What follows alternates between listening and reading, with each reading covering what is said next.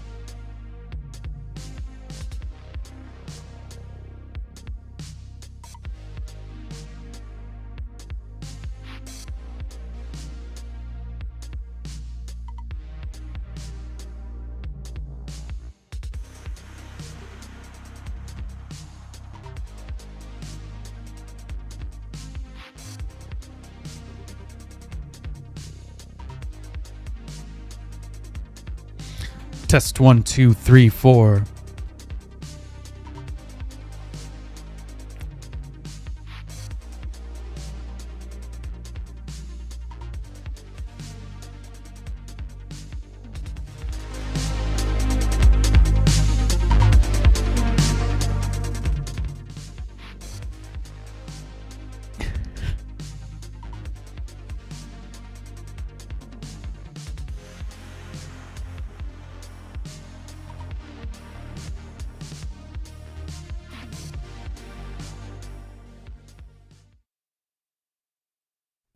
Hello, everybody. Welcome to Houdini Hangout. My name's Peter. I'm the host of this stream, and hope you enjoyed my little sound check there. I just realized that I had my audio lines crossed a little bit, so yeah, hope everybody's doing well. Here we are, middle of August. Year's going by pretty quick, but everything's hopefully going well for everybody. Let me just get myself set up here a little bit. So hope you're doing well. It's nice to be back after a couple weeks away. Hello everybody. Hey Maddie, AZ Design, Maitland, Turf Guy. Hello everybody. Hope you are having a great day. Today what we're going to be doing is we're going to mess around a little bit with some liquid. There was a suggestion on the Discord server that specifically showed a cool little example file. And so I think we're going to try to do something like that example and see what we can come up with. So, hey, Abo, welcome, Ibo. Great. Well, I'm excited again to be able to be using Houdini 22. It's kind of nice. I've been enjoying. Hey, Philip, how's it going? I've been enjoying using that and being able to share that publicly too. So hopefully everybody's been enjoying that over the past few weeks since that's been out. New UI, I think, is a really big move forward. And oh, cool. Yeah. You're very welcome, AZ. Yeah, okay. I guess you were the suggester. So very cool. Thank you. Augustine. Sorry. It's a cool little example. I think really nice. And I might try to pull it up here for the stream in a second. Where are we here? Let's see. Well, I guess I can't. So I'll just move this over here for myself in a minute. Like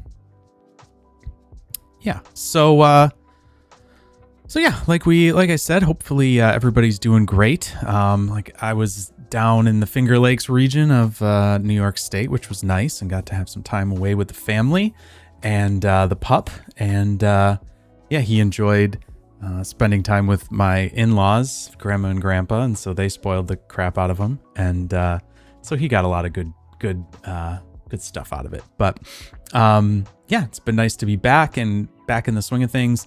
So yeah, let's if you're interested to join like the Discord server and put in topic suggestions and things like that, feel free to go to HoudiniHangout.com. You can get a link to the Discord server through there. Lots of great people in there. Lots of places where people obviously. Hey Zach, how's it going?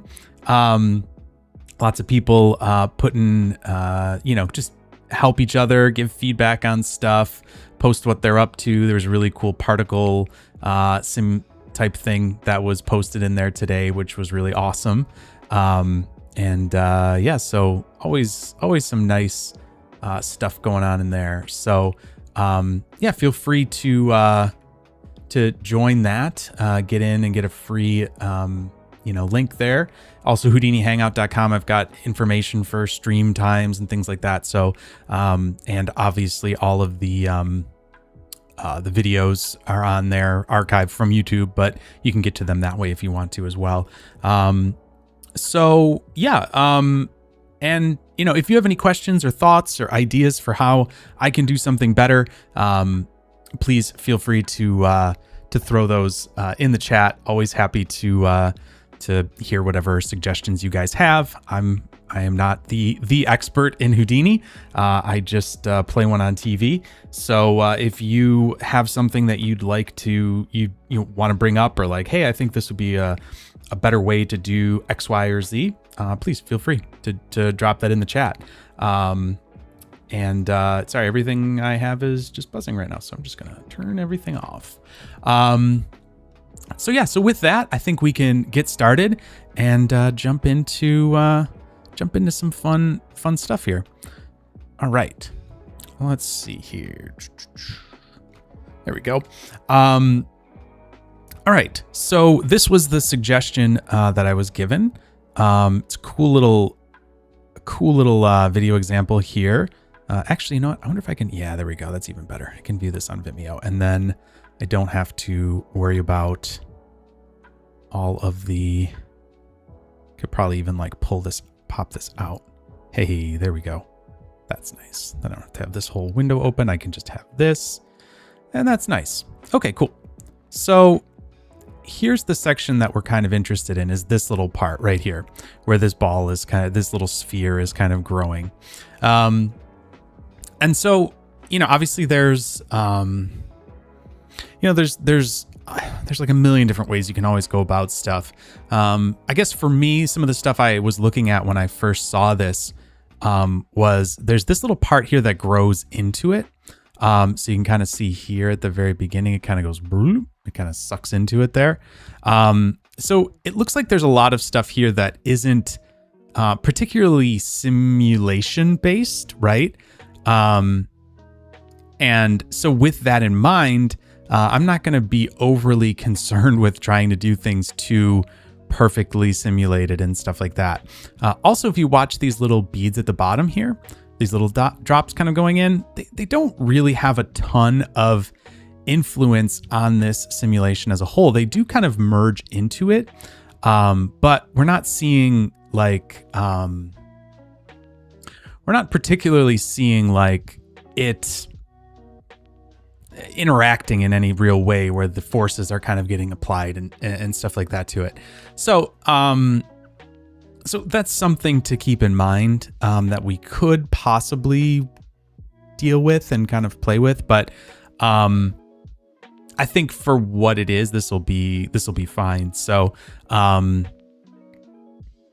anyways, this is kind of the idea that we're going to go for. So I think we can just kind of get started. Yes, that's true. Thank you, AZ. Yes, actually, I'll have this go back. Oh no, never mind.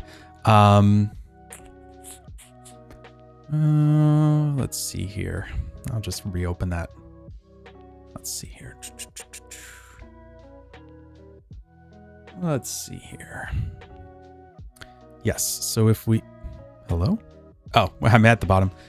Yeah, so if we look at this and go down here, there are some really nice little like R&D stuff.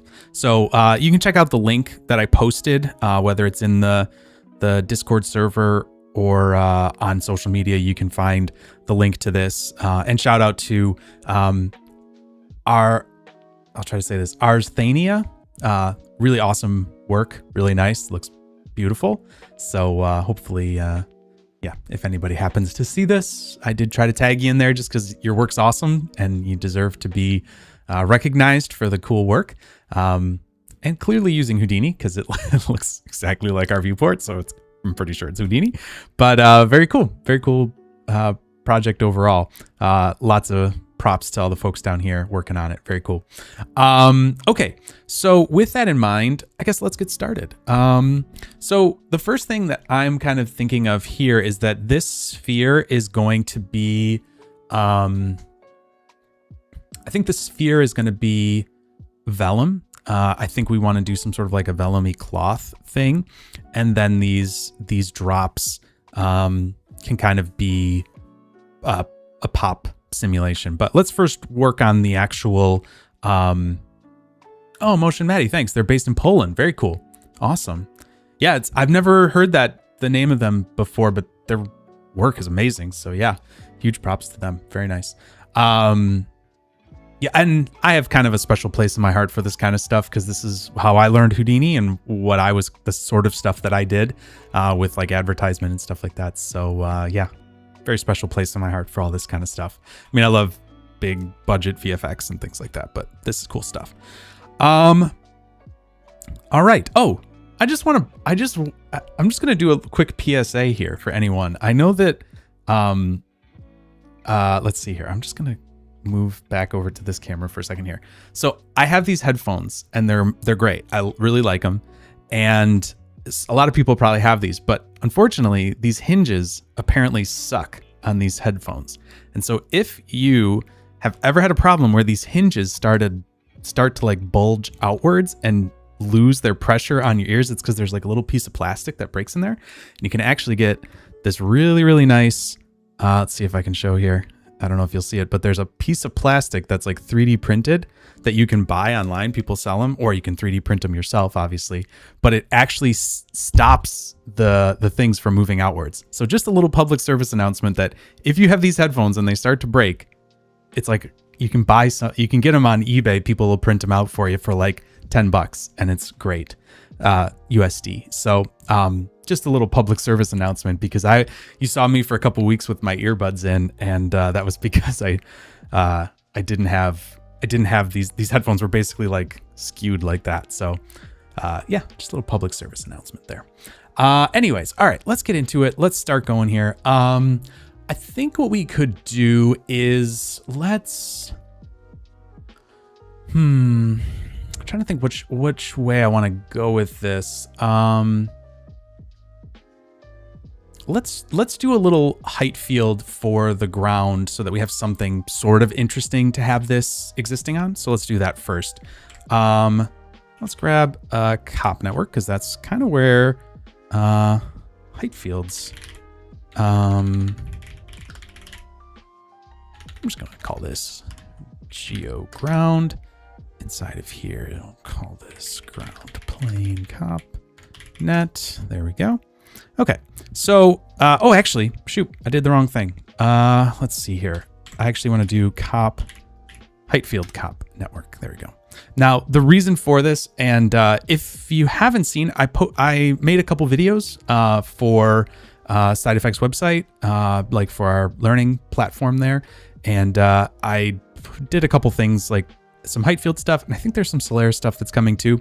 But anyways, when you're doing this, you want to make sure that your canvas is like this because we want to grab it from the XZ plane. Actually, shoot, you know what? Let's just go back to here because if I do height field cop network from here, I think it actually adds a height field in there. Maybe not. That's okay. All right. Anyways, but now when we come in here and do height field, it's going to be in the right perspective, like so. Because normally, if you have it in here and set your canvas to be, it's normally like this. And so having this set to the ZX plane is important. And also this border property here to set it to clamp and the scale as well. Now I'm going to probably change that scale down. I don't really want to have it that big. Maybe we'll do it something like that. Just a little size. So there's our height field. Great. So let's just do some HF noise. Throw that on there. Take a beverage break while this is going.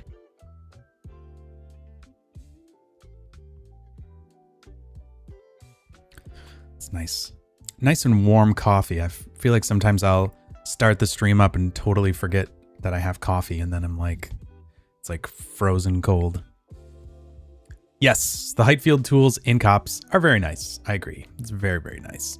All right, so let's just make some sort of little noisy thing here. Let's get something like that maybe. You know, I think the thing that's the weirdest to me in 22 is this little ladder, the value ladder there is kind of freaks me out the most, honestly. But that's okay. I'm getting used to it. All right, let's see here. Let's just see if we can get a little offset and find a section that we like. In fact, I'm just going to do this here. Just, yeah, that's kind of looking pretty nice. What if we do something just a little more, turn the noise roughness down. Just going to do something like this here.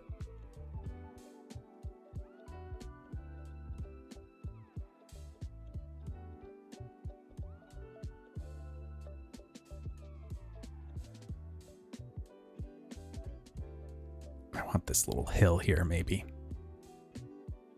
Yeah, cool. Okay, I like that. That feels good. I've got a little hill to work with here. Nice. That's really all I need. Just gonna throw this down. Oh, right. I don't need to do an output because... yeah, that is kind of weird. The parameter ranges. I'll see if I can find that. I don't know if that works on every parameter. But like, yeah, like some of them do, some of them don't. Like this noise contrast, I think does, because it's got these little arrows here. And so I think if you go further, no, maybe not. I thought there was, anyways, some of them do and some of them don't. But yeah, it is very interesting. Or maybe it's a setting you have to turn on. I'm not really sure because I might have turned it off. It was a little weird to me at first.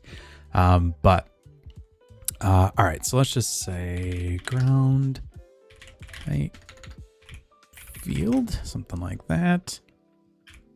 Oh, hi, Leonard. We'll see if he comes to say hello. Okay, there's our ground. I'm just going to do a height field convert here.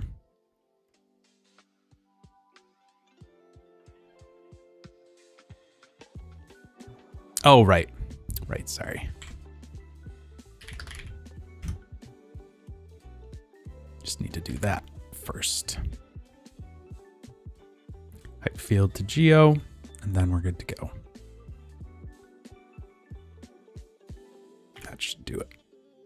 And then this should convert us over into actual polygons. And that's way too rough, or way too fine, I guess. So let's see here. What is the resolution of this? This is 1024. Yeah, we don't even need to do that. We can just do maybe 512 will be more than enough. Heck, we could even go smaller than that. Yeah, maybe if you drag with the ladder, yeah, maybe they don't all do it. I'm not really sure. Oh, right, there's a density on here. Which way do we go? Yeah, there we go. I could just do this. I forgot about that. Cool. Great. There we go. We've got like a little hill to work with here, and we can probably set our little bubble thing in there. So let's just do an output here. And there we go. We've got our ground set up. Great.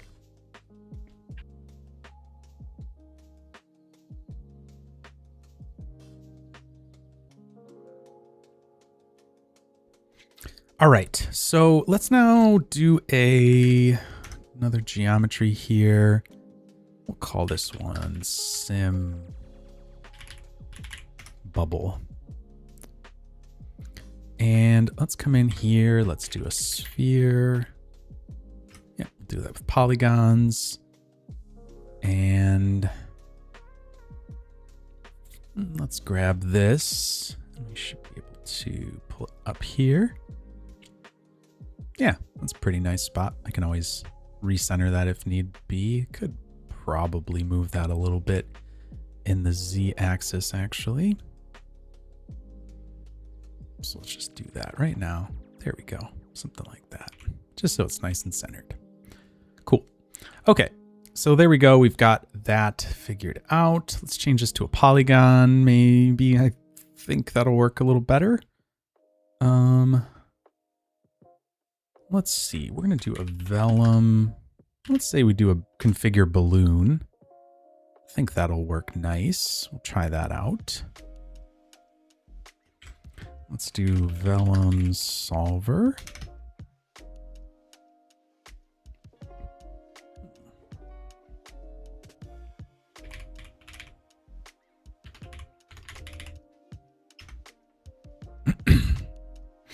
All right. Let's also object merge. Grab that. We can just wire that in here. We'll just say get ground. And let's specify that.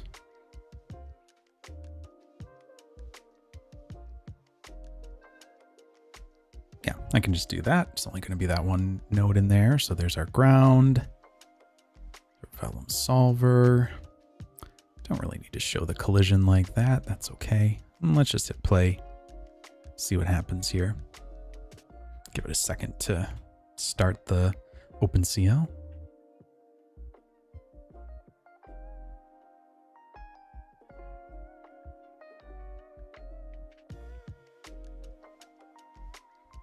All right. So what I think I'm going to do is let's see, for forces. Oh, you know what?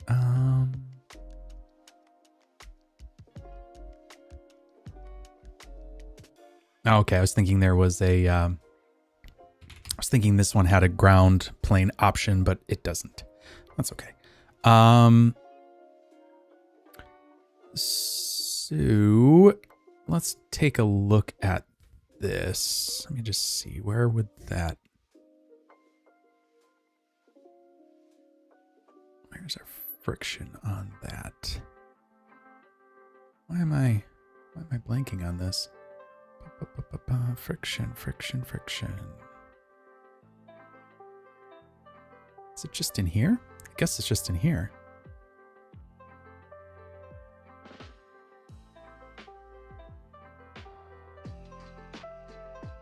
Yeah, I guess this is just our friction force here.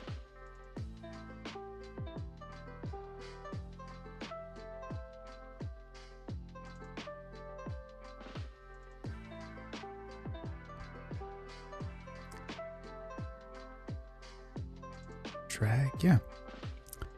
My brain. Guess I haven't played around with vellum much recently. All right, so let's do that. Static threshold.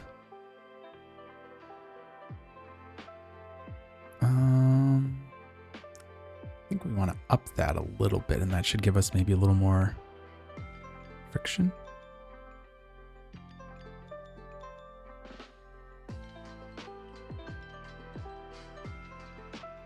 Cool. The other thing that we might want to do is have... Yeah, okay. So here's another thing that we could certainly do here. What is it? Vellum drape? I think that's what I want to do.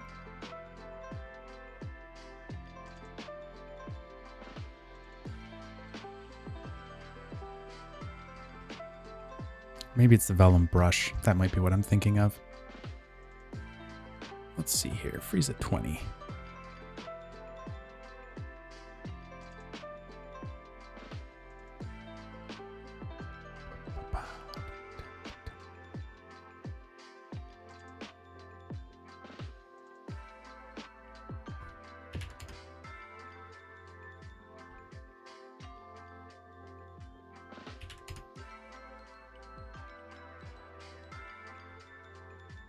Yeah, so what I could do here, let's just double check what I'm looking at here. Interesting. Okay. Oh, the timescale is off. Let's just go back to 1 there, and let's freeze that at frame 80.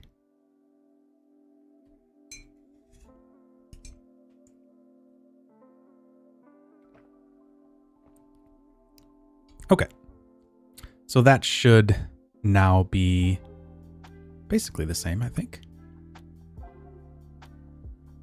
Yeah, more or less. But I think what we could do here is we could start it like so, and then wire that in here if we wanted to. So we could have that as like a rest position, basically. And then if we go back like so, yep. We basically just have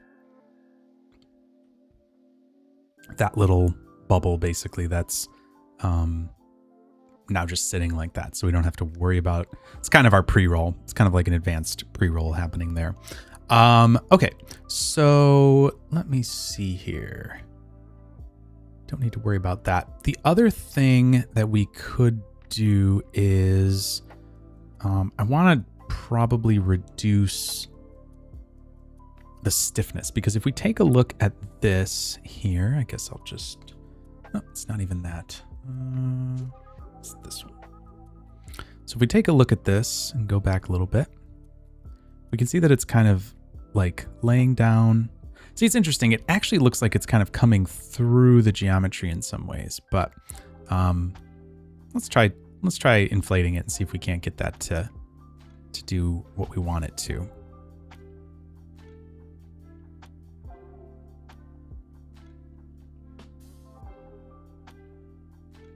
Yeah, let's see if we can do it. Let's give it a shot.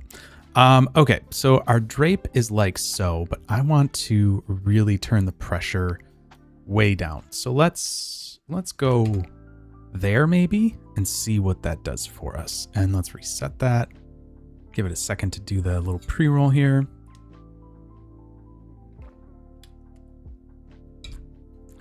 Yep. I'm starting to like where that's going. So maybe we even have to go further with that. Maybe it's all the way down. Maybe we do that. See where that gets us.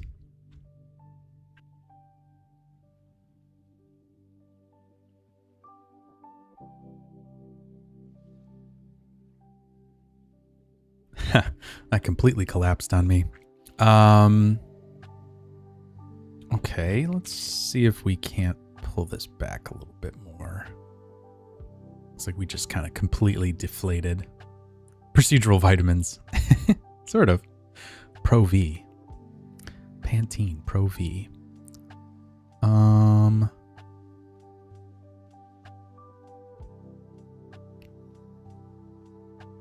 Oh, yeah. You know what? Let me see if this will actually help now that I'm thinking of it. So that's 2 and 10. Let's set this to 2 and 10. Just see what that does. I wonder if those, because those are actually the exact same properties. I wonder if those going closer together will kind of balance out those forces and make it not collapse so much. Okay. Sort of didn't fold itself up. So that's interesting. I kind of like that. So let's do this. Let's copy this parameter here and just let's paste these relative references over. We'll just do them from the pressure. I think that's easy enough to do. And then as we change these both, they should be able to, kind of, hopefully they'll be sort of in tandem more or less. And then we can kind of get this to a nice spot. Yeah, see, that's exactly what I was kind of hoping for right there. A nice flat bubble like so. And so what we should be able to do from here is if we look at this, now this has all of our attributes and things like that on it, which is fine. This is actually, I think, what makes it so that you can have a proper rest position because you have all of these things set up. All right, let's go from here. And what is it that we want to change over? All right, let's take a look at this. It would be on the constraint geometry, I think. And we want to look for, I want to say it's the rest length that's actually being adjusted there. Let's see. What are we setting here? Let's just see here. So, oh, that's weird. Can we actually do this? No, unfortunately not. That would be cool if you could. All right. So this, I think we're not changing the rest length stiffness. We're changing the pressure stiffness. So this is the stiffness for the cloth and the pressure down there. Let's see if we can actually, let's try one more thing here. I want to take the bend stiffness down a bit. I always like to have a little bit more. I feel like a little bit more with that might be good. So let's try that. See if that freaks anything out. Hopefully not too much here. No. Okay. Interesting.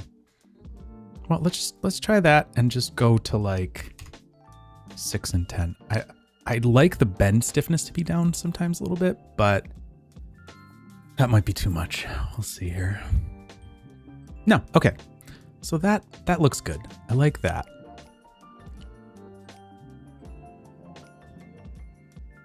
All right. So we've got that. We've got a little bit more flexibility in our bubble kind of thing.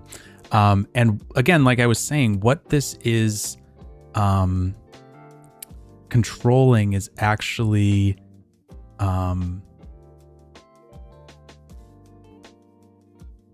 the stiffness. So if we come up here, constraint geometry, there we go. And then we go over to the primitives. Should be able to see, reset that. We should be able to see our stiffness here. There it is. Okay, so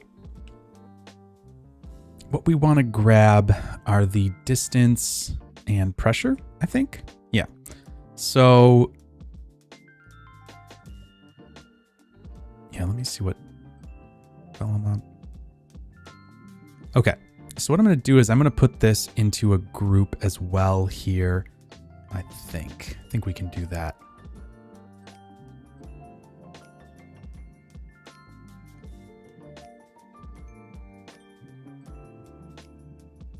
Maybe not. Oh, here we go.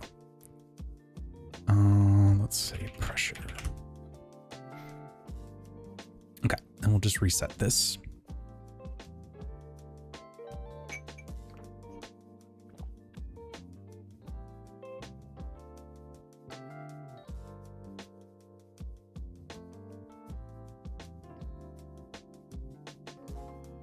All right, so now we should have our pressure set there. That should be all good. If we hit play on this now, basically just have our little sphere kind of blob kind of bubbling around. And what we should be able to do now is within here, we should be able to, I think here we're going to do that to the force. I want to say, yes, that seems right. What we could do is because if we go to this vellum object here and go to our geometry, just to make sure it's actually on the constraint geometry, and it's going to be a primitive attribute stiffness. Okay, so can I do this? Yep. Let's do this. We'll do a geometry wrangle. We can do primitives. And we're going to do it not for geometry, but we're going to do it for constraint geometry. Now, actually, what we could also do, instead of this, we could do a vellum constraint properties. This actually would probably be the more simple way of doing it now that I'm thinking of this. So yep, we've got constraint geometry. We should be able to do this with the stiffness.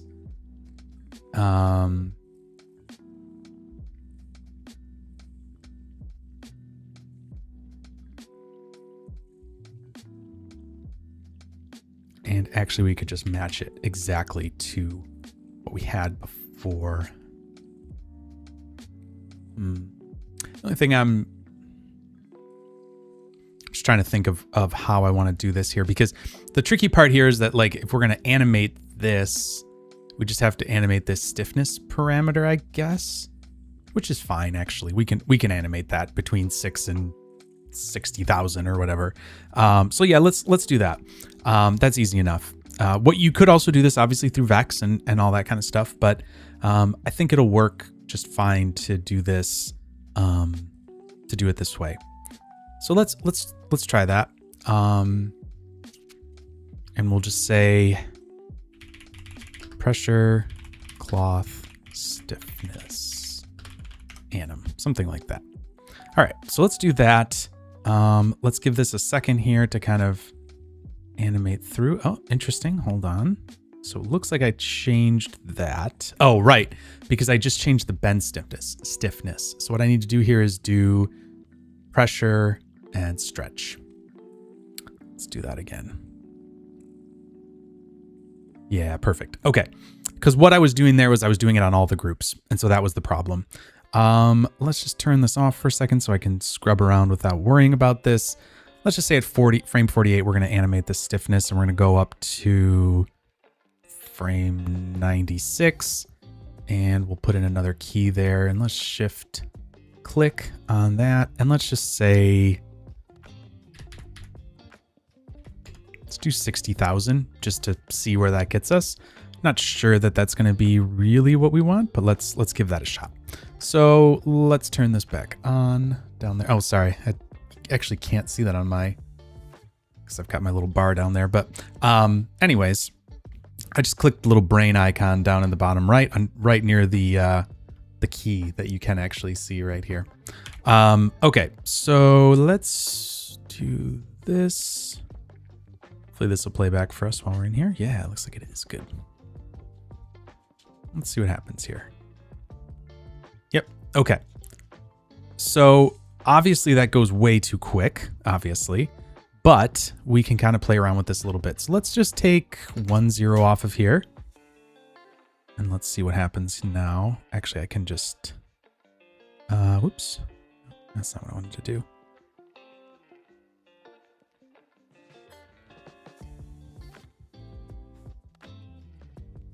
All right, let's do this here. Like so. Okay.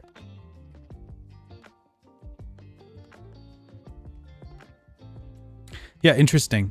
It's really interesting that the stiffness just going up that little bit looks like we probably want it to stop somewhere around there. And we can see that the parameters at, let's say 125. So let's do that for the frame 72 here. So let's do 125 there. I'm surprised that it's that small of a difference that it's making. If we look here and do stiffness, we can watch these values change. So they're at 60 right now. I wonder where.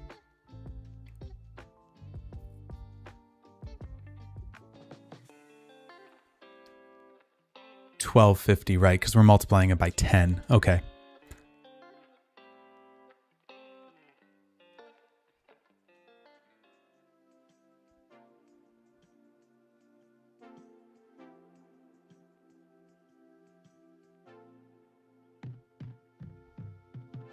Okay, let's give this a little something special, a little different.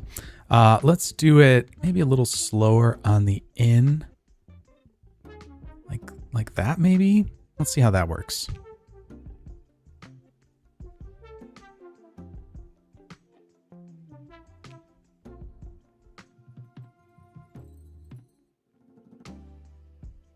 Yeah, that's looking pretty cool.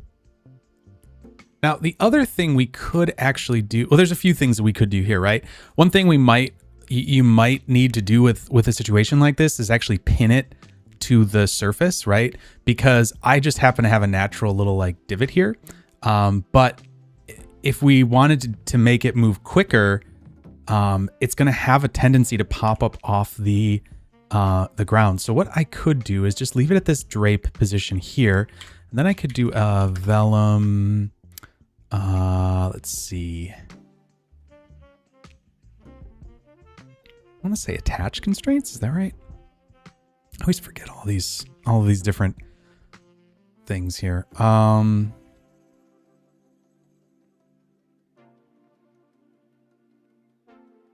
this looks like a new UI for this for some reason. Maybe I'm thinking of a different thing. Oh, this has an actual like UI for this. Right. So, okay. Yep. That's not what I'm thinking of. Vellum. Attached to geometry, I think is what I'm thinking of. Mm-hmm.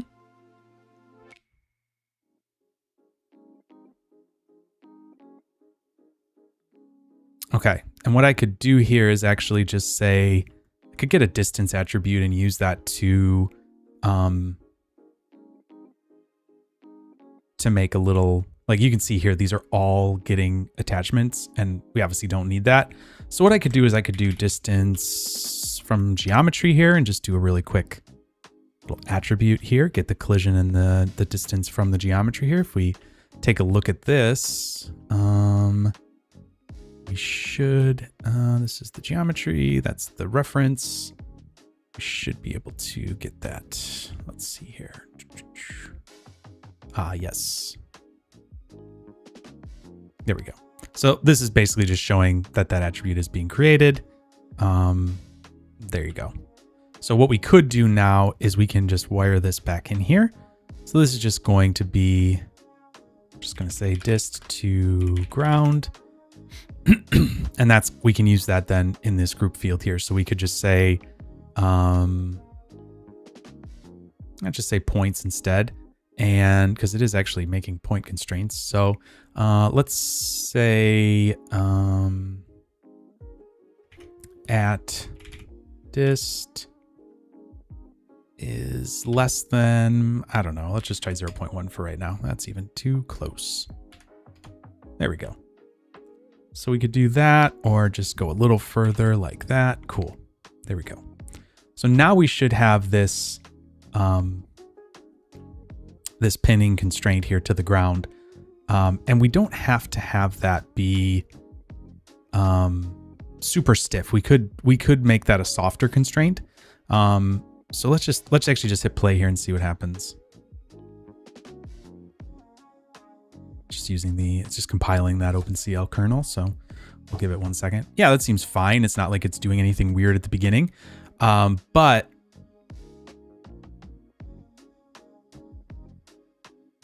okay, here's an interesting thing though, is that this is not letting it kind of turn into a sphere at the very bottom.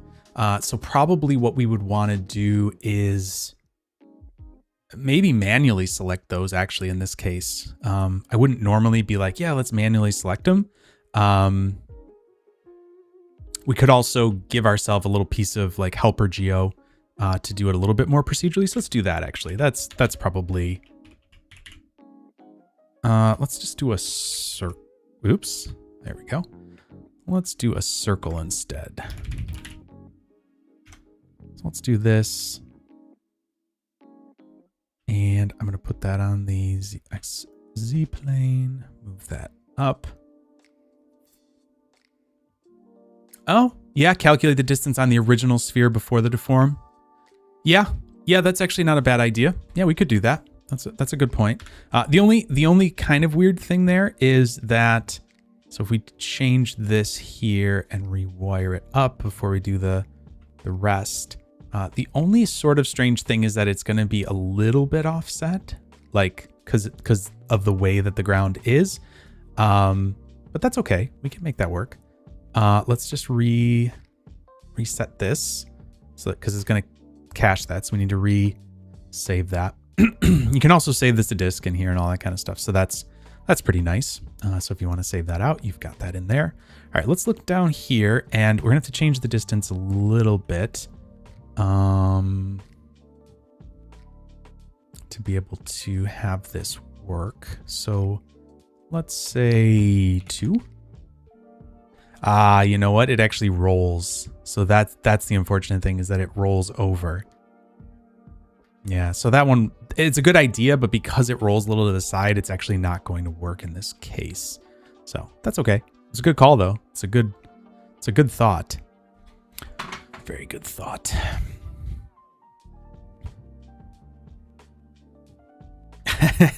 Yeah, I mean it was a good idea though. I actually was like, yeah, that should work. I don't see why not.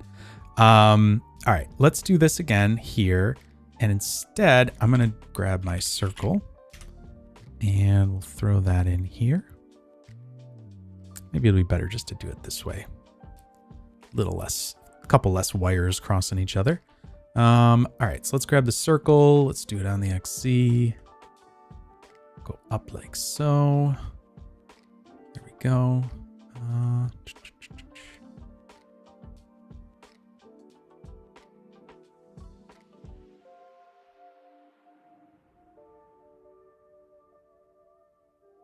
Okay, and I'll just change the scale of this down. Yeah, we probably want it somewhere. Somewhere in there, maybe. Yeah. And so if we do that, and then... Oh, right. Need to do this up here. Can't do it after the attach. That's just silly.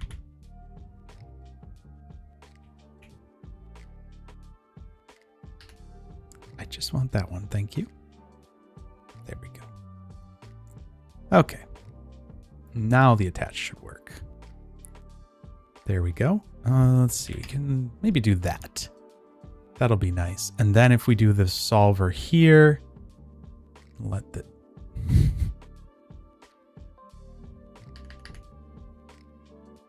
Oh, there it is. I'm like, what's happening here? Okay. Now let's let this thing grow. See how that looks.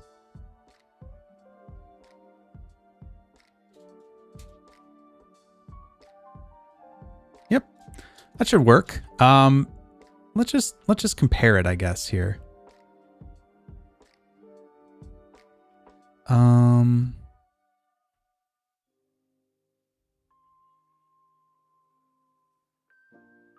Yeah, let's compare these. Let's just do a couple little comparisons here. Okay.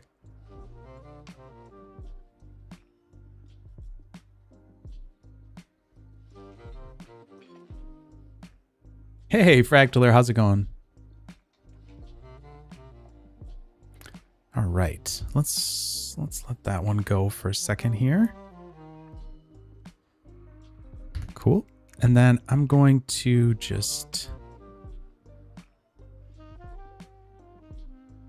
see the difference here between the two. Just want to see how similar or different they are.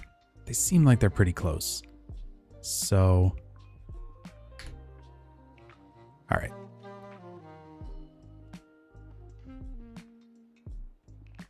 Yeah, all right. Let's do that.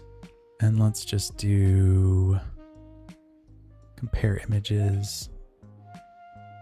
Yeah, they're pretty similar. I just was wondering if the shape was very different, but nah, they seem basically the exact same. This one might stay in place maybe a little bit more, but that's fine. I like that just because it gives us the ability to make that happen quicker if we want to without it jumping up in the air. So let's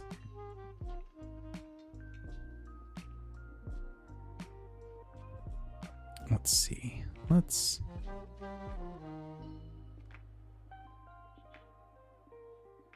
Actually, you know what? I don't know if we want that to go faster maybe, but we can if we need to. Basically. Okay, cool. Great. So let's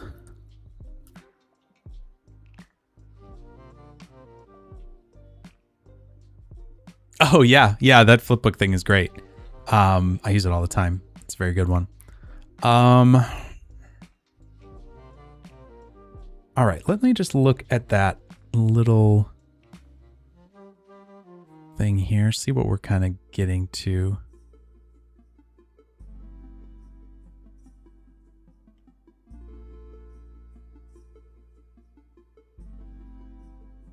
Yeah, maybe we don't even want it to inflate quite as much because it's almost like inflating too much. So let's try this. Let's just come back over here. And let's change this to be 100 maybe? Give that a shot.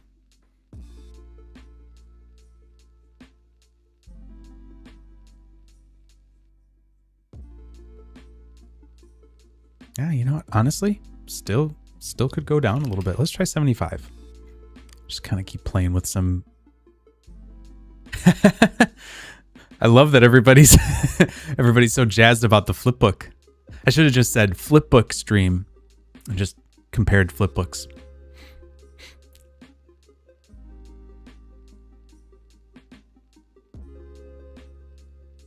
Yeah, I think the oval shape is confusing, but it inflates more.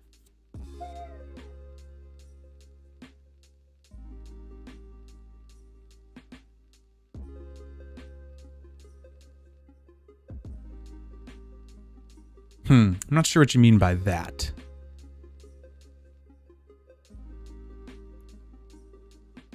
Now, the interesting thing here is that it's like a little too bouncy, maybe.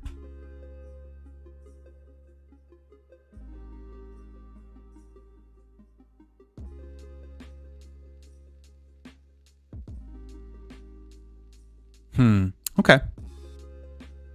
I'm kind of curious if I turn this. I wonder if I just do that. Just out of curiosity here. I'm wondering if I just have it only work on the stretch constraints. If that's gonna. Whoa. That's interesting. I didn't expect that to happen.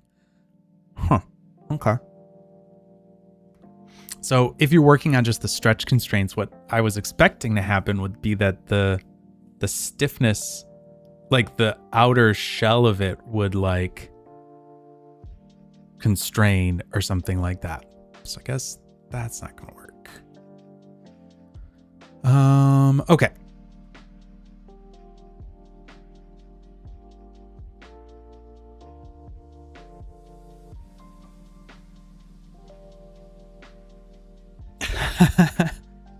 Nice. Well, I'm glad we were able to learn some stuff about flipbooking tonight. That's good. Okay, actually, you know what? Watching it at this speed, I'm not really too worried about that little bounce. I mean, granted, do what you would with it, but yeah. All right. So I think I'm pretty happy. I'm pretty happy with that. It's looking kind of cool. Okay. So let's work on the little drops kind of coming up to it. Right? Let's work on that.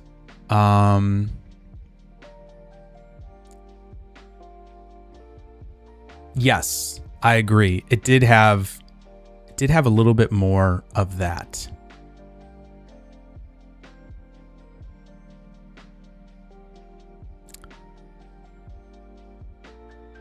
And I wonder if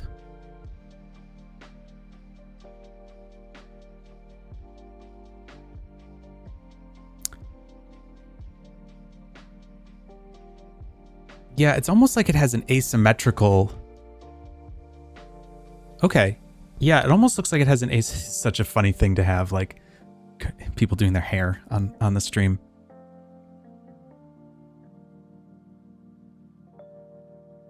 Optimizing environment mesh.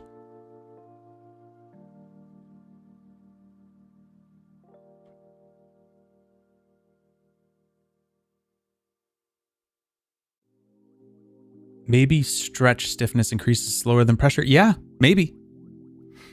Yeah, let's try that. Let's try that actually. Let's go back in here. We can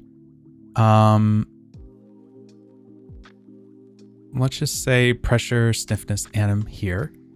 So we'll do this, oops, just as pressure.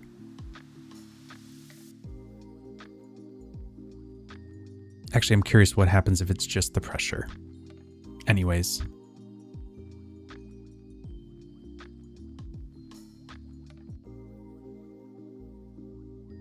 Oh, yeah.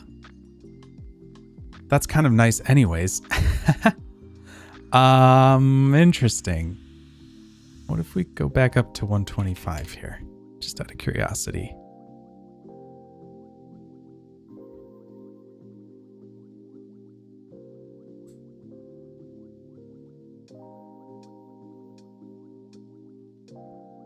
Yeah, that's kind of nice.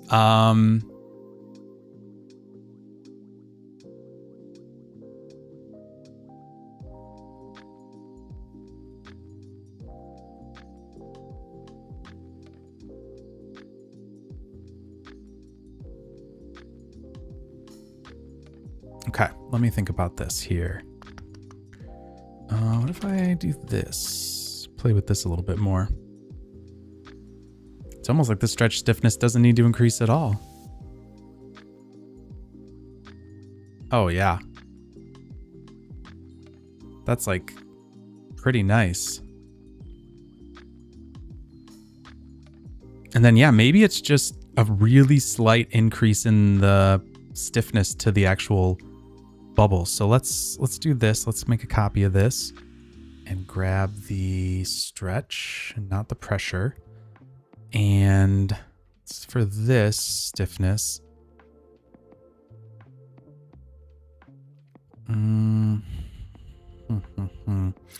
let's see here. Let's make these.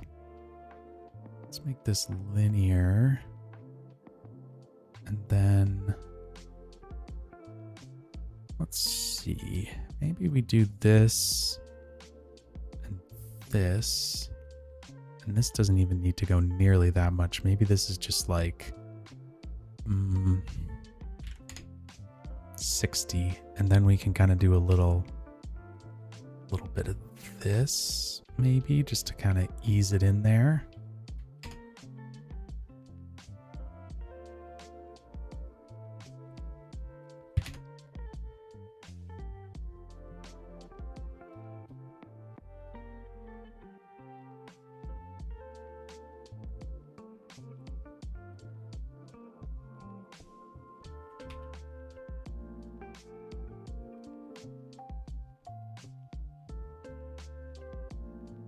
Yeah, let's try that.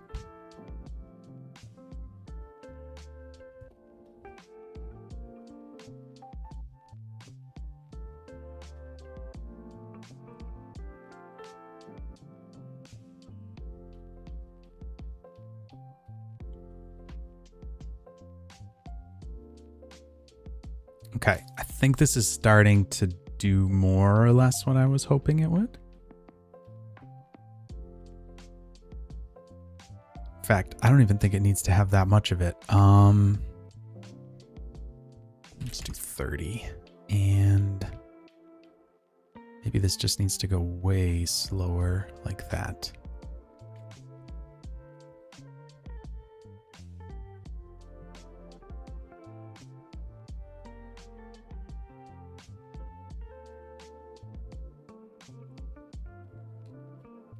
Yeah, I like that. I think that's pretty nice.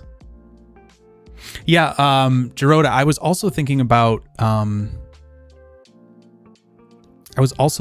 gravity too. Would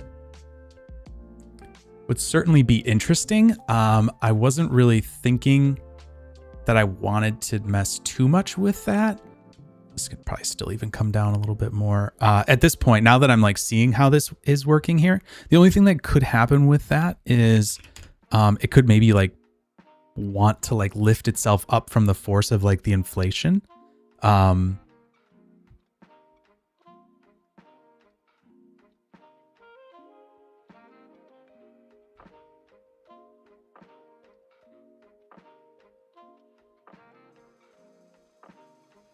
Hey, Carlos, welcome. Welcome.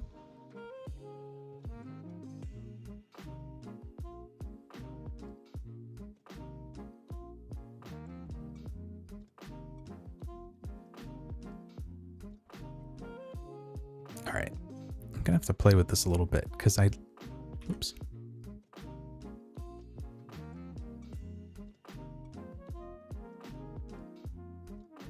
Don't want it to be like stiffening up too much at any point here.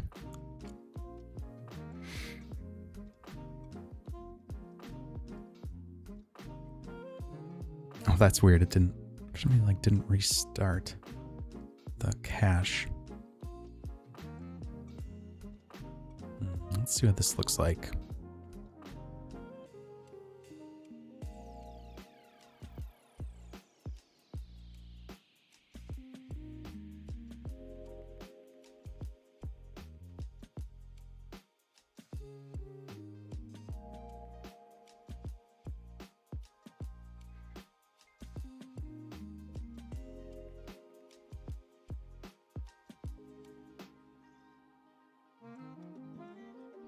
The other thing I'm thinking of is if I do the per point pressure, that actually might be nice as well to do.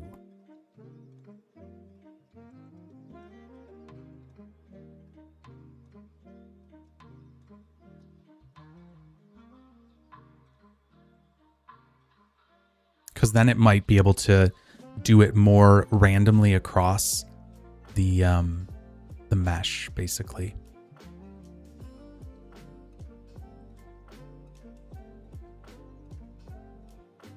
Yeah, man, I like almost don't even want the stiffness to like change much at all. It's like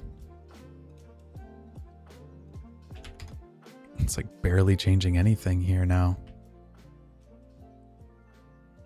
Actually wonder if this should just be linear. Oops. Just make that linear. Let's try that.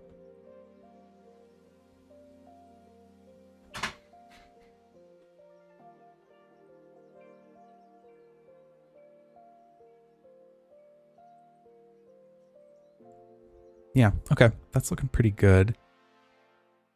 The tricky part here would be if we wanted to, let me just play this back, see what this looks like.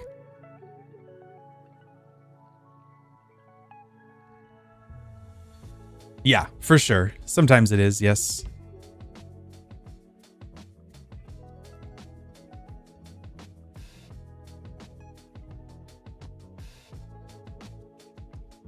But I'm actually pretty happy with how this is going.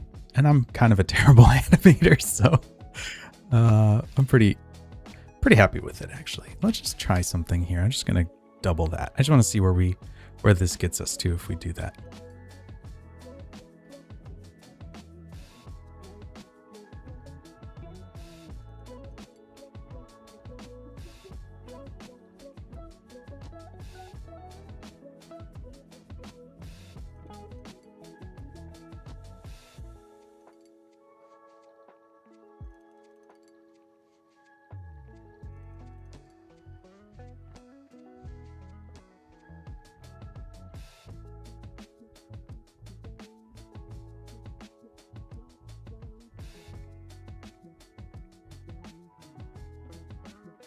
Okay, pretty happy with where that's going.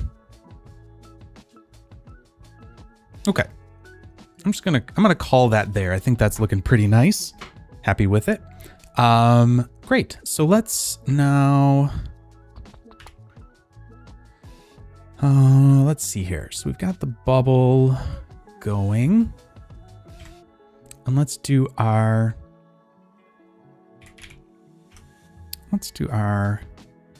sim particles, and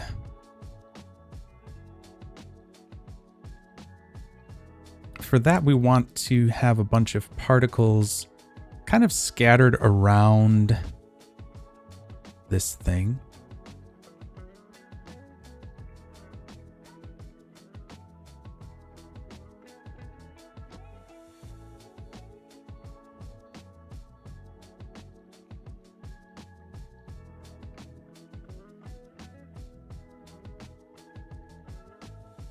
Kind of finding their way around as we go here.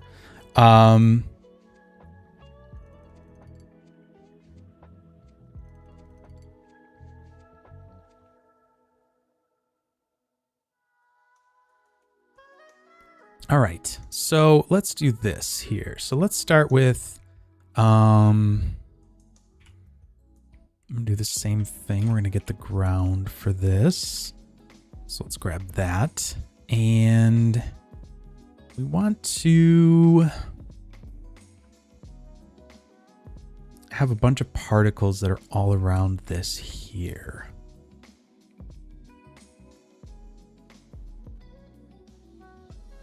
Actually, sorry, I just want to look at one more thing here. Are these all?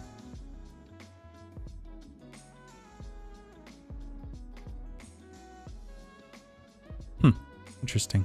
There's like trails already there. So they must be doing some like pre-roll on that, which is kind of interesting.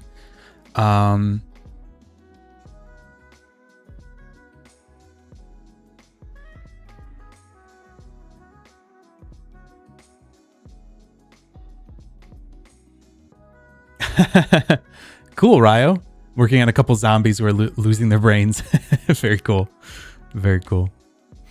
You know what? Actually, I'm just going to come in here and tweak this a little bit more. I just want this to go up a little bit more. So let's try this. Just want it to pop up a little bit more. Like I said, I was done, but now I'm not done. Great. Okay. I like that. All right. So let's do something here.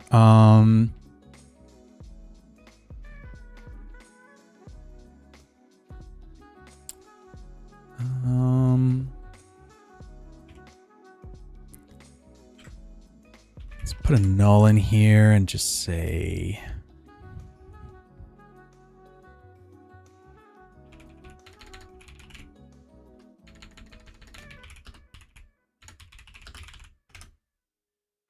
for right now. That'll be the out for right now. Let's also just do get bubble sim. And let's grab that. And I think I'll just... Actually, you know what? I'm going to come in here and do null and just say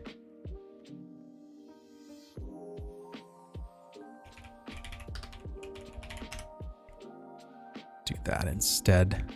Just have that rest position. I don't need to have it animated, so that's fine. We'll just do the get the rest bubble. We get our ground, and let's just do the distance thing again. That's pretty easy. Distance from geometry. So this is going to be the one we're going to use. This is going to be our reference. Oops. Like so. And we should be able to do distance. And let's give it, well, it doesn't really matter here because it's actually calculating all of the distance. Basically as far as you want it to. So that's, if you do auto, you can see it's going the whole distance there. And then what we could do is we could just do a remap. And we could say we're going to originally use the distance. And this, we're going to say, we'll call this scatter, maybe. Because we're going to scatter some points in there. So if we use this and take a look at scatter, we can compute the range here. And then over here, we can figure out how far we want it actually to go. No, sorry, other way.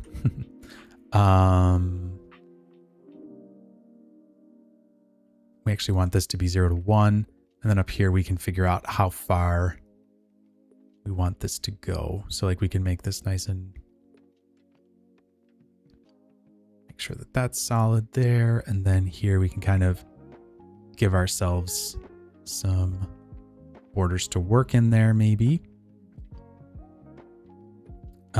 And then we could just do scatter.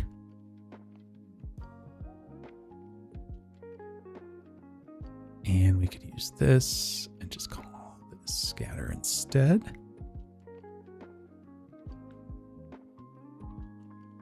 actually...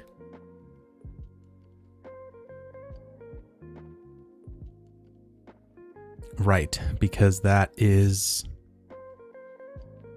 We need to do something like this, actually. Yep.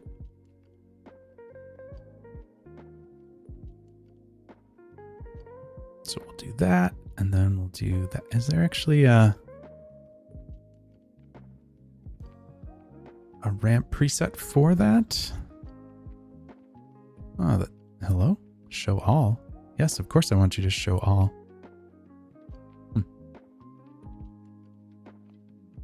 Like that little preset thing. Guess I should save this as a preset then. We'll do that, and then do this 0.95. There we go.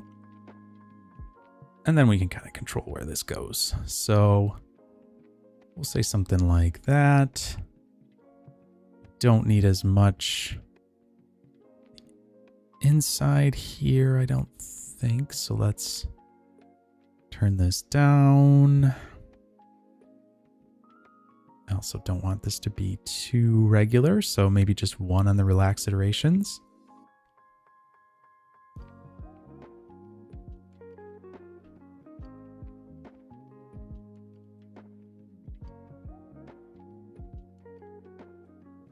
And then I think what we could do is...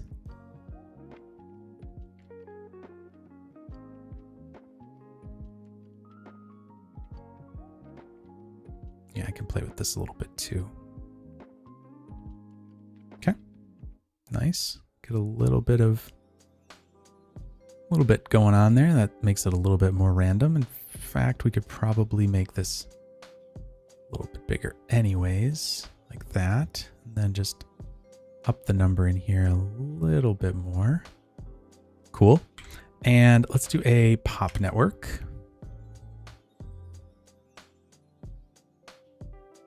And we'll just call this like drop attract. And in here, we're not going to scatter onto surfaces. We're just going to say,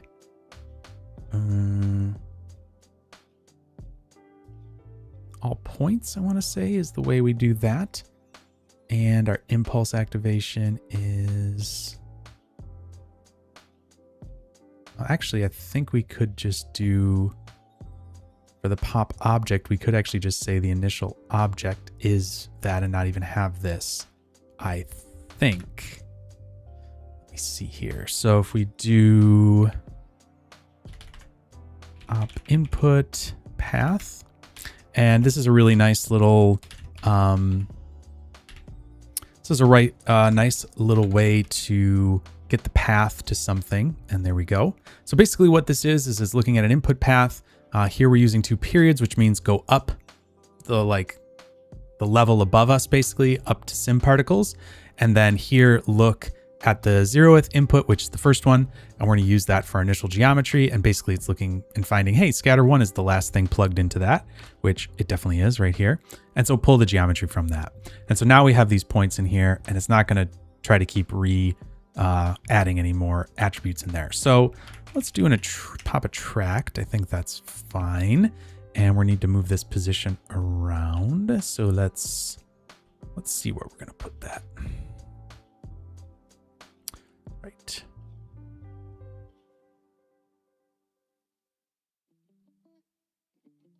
Man, I hope they add a native scatter node in COPS. Yeah, that would be nice. Hey, it's a good RFE. Put it in. Put in the RFEs. If you got a good idea, put it in. I like good ideas. All right, so that's pretty good. The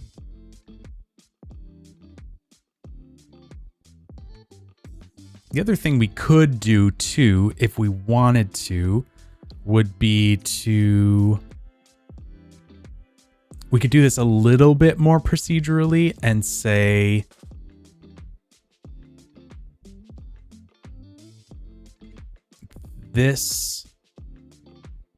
grab the rest bubble, and we could do the centroid of it. We could extract the centroid, right? So we get one, hello? No, run over everything. Yeah. Okay. It's like, hello? Why is that not do? Okay. So now we have one primitive or one point that is the center of that. And then what we could do is we could do a ray with it and just grab the ground and just say,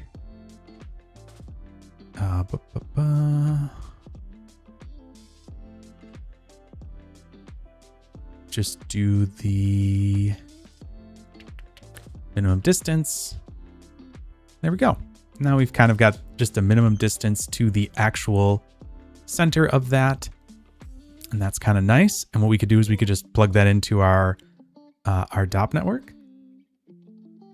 And that would kind of be our attraction point now.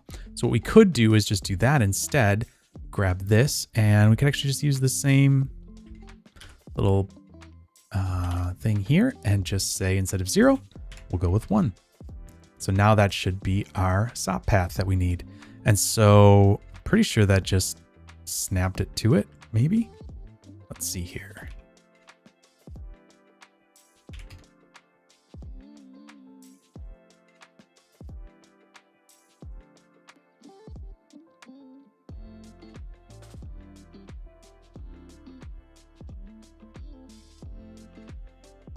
I think that's gonna do it. It's weird that this didn't update, but I guess that's how that works. Let's see. Let's see what happens here. Oh yeah. Yep. Definitely is working. It's really strange that this stays down there, actually. It's kind of a bummer. Anyways, force scale. Peak force distance.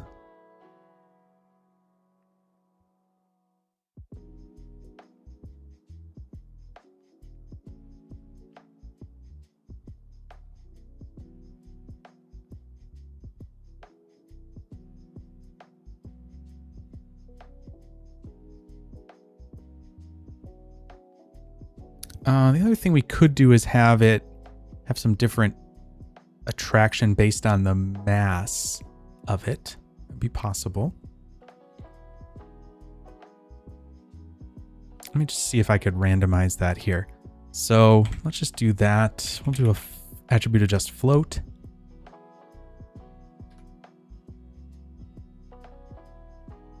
Yes, the attraction is going to pull the particles off the ground. Yes, 100%. I'm going to fix that shortly. But because the attraction point is on the ground, I'm not worrying about that so much right now. I just want it to kind of go more or less in the direction I want it to and sort of at the speed I want it to. And then I'll mess with that in a little bit here. So, can we do noise, middle and range? I don't know. Let's say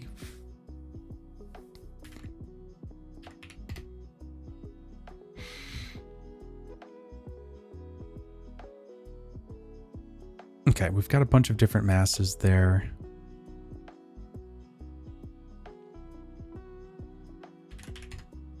And let's say something like that. I don't know if that's going to work or not. Let's see here. Let's jump inside. We're going to undo ignore mass. Ooh, let's turn this force scale way down.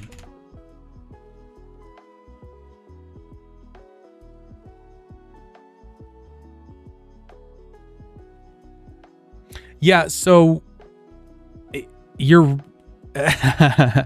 no, you're definitely right. It's going to see right now this is just flat, right? So this is going to just flatly attract them basically. And so you're definitely not wrong in what you're saying there. Just say here 5.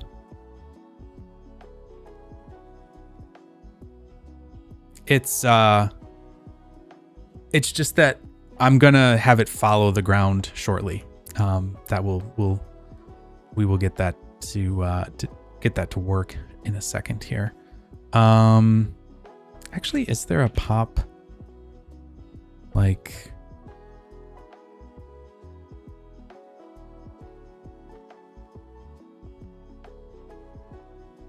I wonder if there is something like that nowadays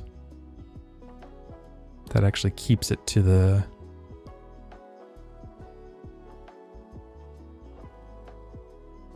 on the surface.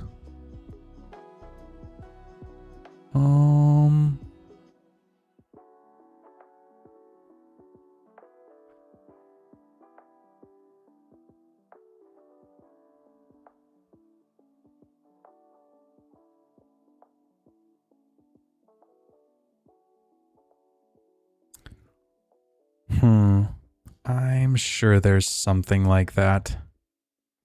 Because I used to always do it.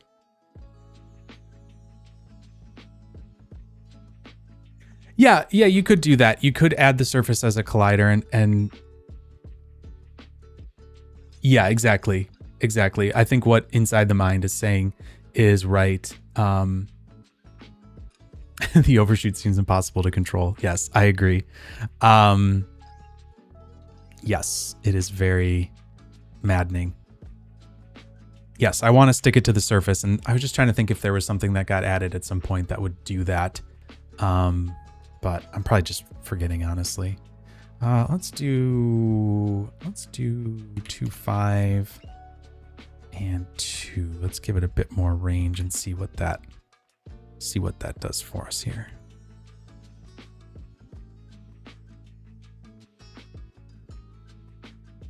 Yeah, there we go.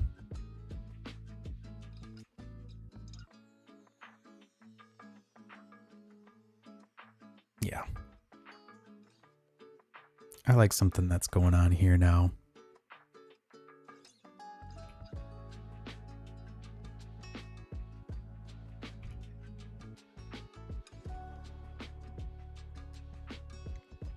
Could you multiply attraction weight with the distance from the center to control the overshoot? Yeah, you probably could do some fancy math. I think what I'm going to do is just turn, like, once I get them starting to move towards it, I'm just going to kind of slowly turn the actual force down, I think. And just, and also probably once they come inside of that sphere, I'm just going to kill them. There's no reason to have them continue, right? Like once they get far enough inside of that, we can just go, you're done, you're toast. Which, with that in mind,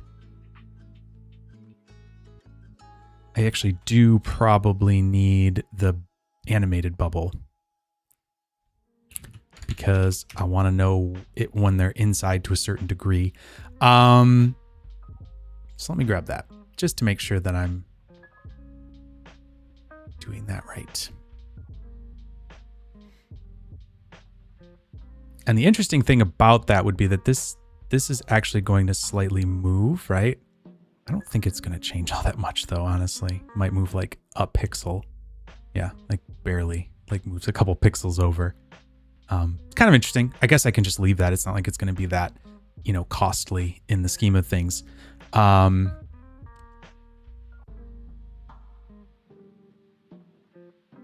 Just killing them once they get inside. Make sure you count for your final P scale too.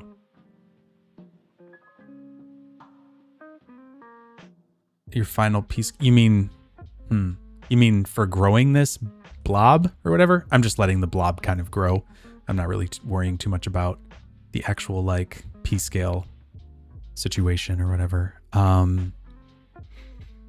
Let's see here. Pop, kill. I just want to remember what.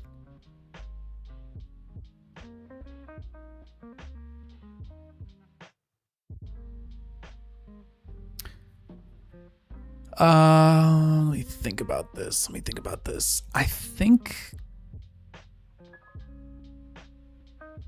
Okay, let me see if it'll work this way. I'll just throw this in there.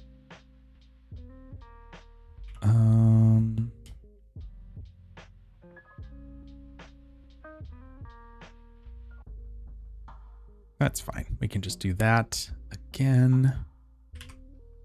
Let's do bounding object. 1, 2. Yes, I see. Looks like the blobs are coming in. They get absorbed. Kill them too soon. They won't look like they get absorbed. Yeah, 100%. 100%. I agree. Yes, that I will make sure that I do not kill them too soon. Let's enable that. Oh, that doesn't have an ISO surface though. Right. All right, fine. That's totally fine. So let's take this, we'll move this down, and I'm going to do a VB from polygons. And we'll wire this through here.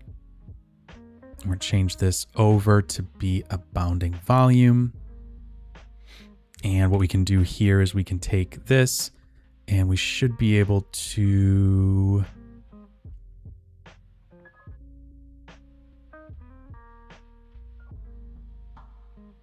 Pantene would be pissed? Why would Pantene be pissed? Oh, if they didn't look like they got absorbed? Is that what you're saying they'd be pissed about? Oh gosh. I definitely do not miss the days of having like art directors that are like overthinking the silliest little things, if that's what you're talking about. Because yeah, that is very silly. All right, let's do that, and let's do an S marketing disaster. Yeah. Let me think about this here, because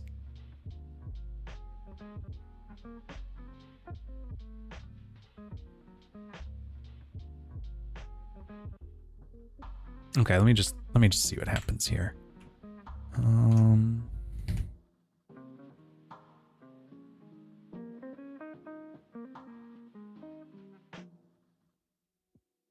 Actually, you know what I'm going to do? I'm going to do something really kind of silly, but I think this will work. I'm going to do this. I'm going to do a 2 because I was just thinking about this, and it's... Oh no, actually, sorry. I can do this a couple different ways here. So I was thinking about this. If we do an erode, what is it? SDF reshape. If we do this and we dilate it, right? Nope, erode it. It is going to kind of collapse and not actually be on the ground, right? So let's do this. Let's set this to be 3, maybe. Sure. Let's do VDB from polygon. Or no, sorry. VDB convert. Convert VDB. Gosh, I always get that wrong. I don't think I've ever once said that the right way. So does like hair make vitamins? Like if I put pro vitamins in my hair and then eat my hair? Yeah, definitely. Yep. That's how vitamins work. Yep. I agree, Maitland. That's, oh God. TLC, strange diction. Oh yeah. No, that's bad. You don't want to eat hair. Blech. Gross. Okay. So I'm just going to do this like really janky here because all I want is for this to just be kind of like the center of it, right? Like so.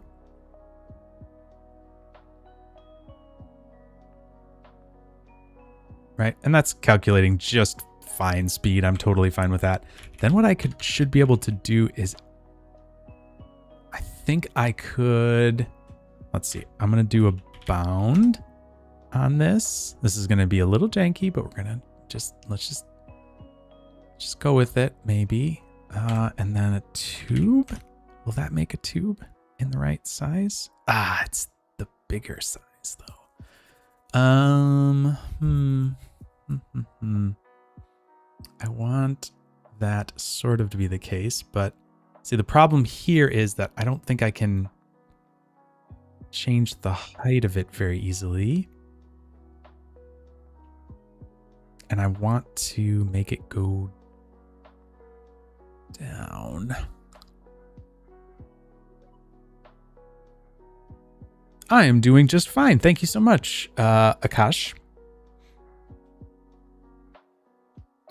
Let me think here. This is almost what I want. So let's... Okay, this should be fine. We're not going to be changing the scale of this. So what we could do is just take the bottom points, which I'm pretty sure, wow, I have not used that yet, are just 12 to 23. And we could just do a transform on them.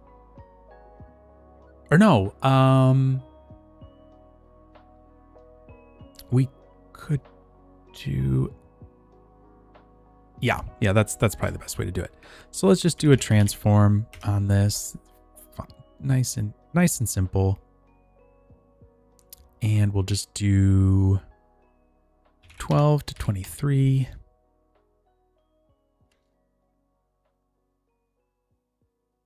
We should be able to just do that. And now we'll have this nice little animated section here where basically as anything comes into that, we're just going to kill it when it goes inside. It's a little janky, but it'll work. Should do the job. So let's do that. Pop kill. We're going to say bounding object. That's the bounding object right there. As they come in.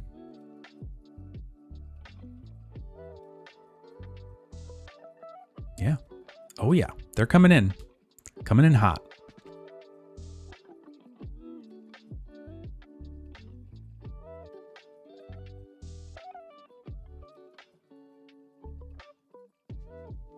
I'm actually going to, like I said, I'm going to turn this pop attract.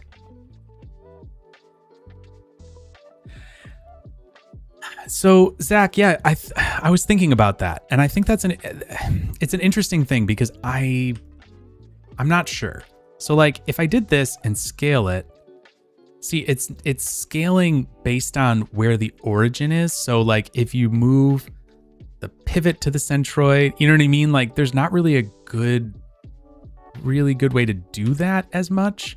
Like I actually think as janky as this is, it's a little bit more procedural because it says basically just translate it by a fixed number. So it doesn't matter where those points move around. But because the scale is so dependent on this axis or this axis here or these axes, it's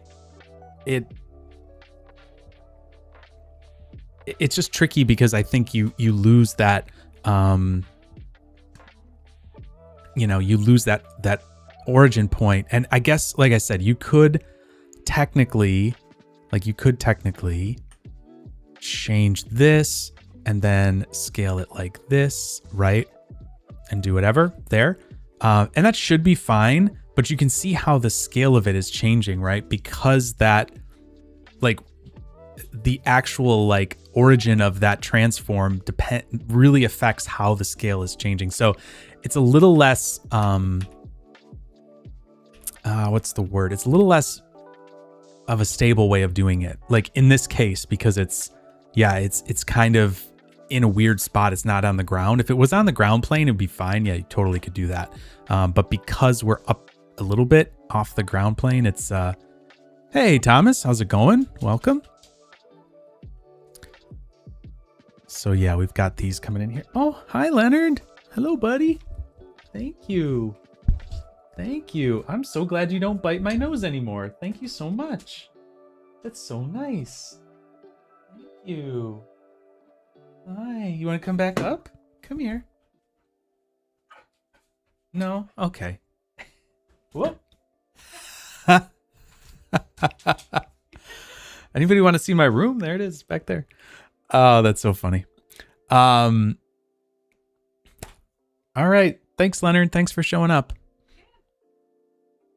He's starting to think it's time for me to be done, but it's not quite yet.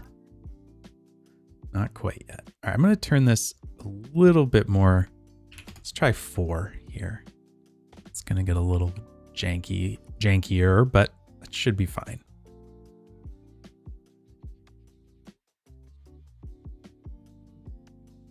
Yeah, that's true. That's true. The only, that's a kind of a good point. You're right, Ryo. I don't need that because yes, I could do a copy to points with the tube, with this and with the tube. Get rid of that. Yes. Oh, you're exactly right. Yep. You are exactly right. Thank you, sir. Look at that. That's why we've got smarter folks than I here. Very nice, very nice. Like that a lot. All right, let's put that there. That's way more stable. And now I actually can control this really nicely. Let's see here. So we can just do it. Heck, like that's fine. Maybe 0.6. Can move this center just up a little bit if we want to. That is great. Good call, Ryo. Very nice. I always try to overcomplicate things, you know? Why not? All right. So that's cool. I am going to turn this 4 scale down just a touch. Say like that.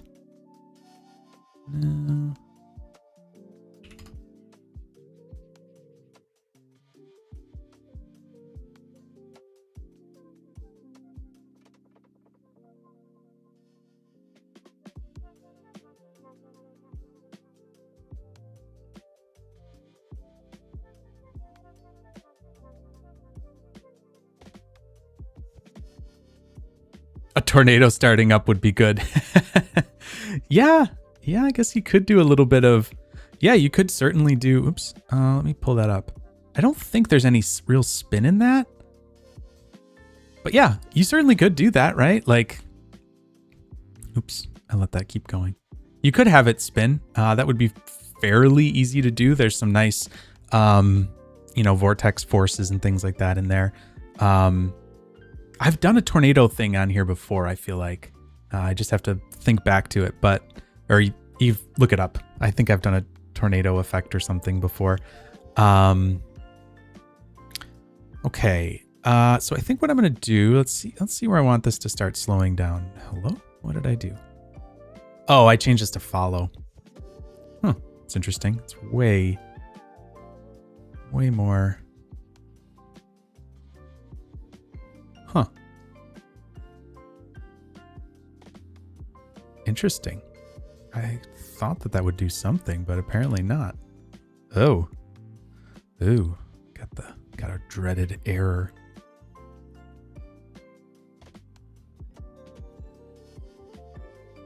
Okay. Thank you. Let's just change this back to accelerate. 0.5, I think. All right, there we go. And I think what we're going to do is maybe right about here. Actually, maybe right about here. Sorry, I'm going to, let me just look at the whole of this so I can kind of get a better sense for how I want this to work. Okay, so the thing really needs to start growing there. So it already needs to kind of be...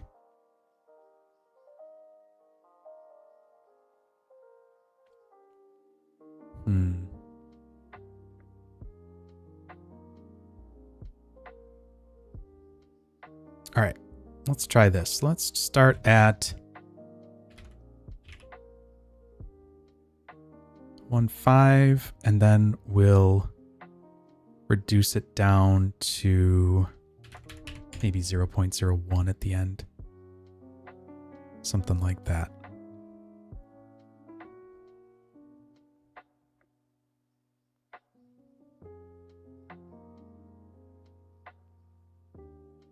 Oh, I need some pop drag in here as well, because once that force, it doesn't have any forces on it, causing it to slow down.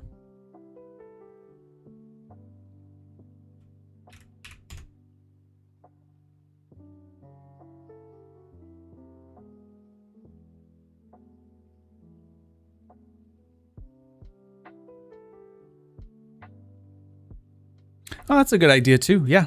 Air resist. Random from the ID. Yeah, exactly. Ryo, pop axis force is definitely nice if you want any rotation in there. It gives you a lot of nice control over it. All right, I think I'm gonna do this like so.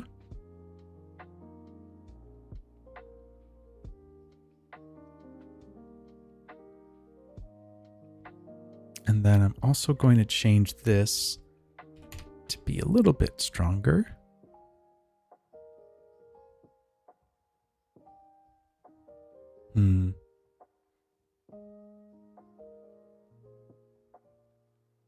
You know, I almost wonder if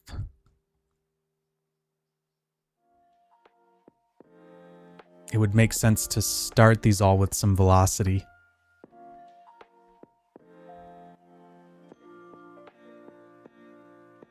Yeah, that would definitely make a lot more sense, actually. I could just do a simple velocity like calculation here. So let's do that. Let's do a point wrangle on this. Again, we have that centroid, so let's just use that to our advantage. All right, so let's do...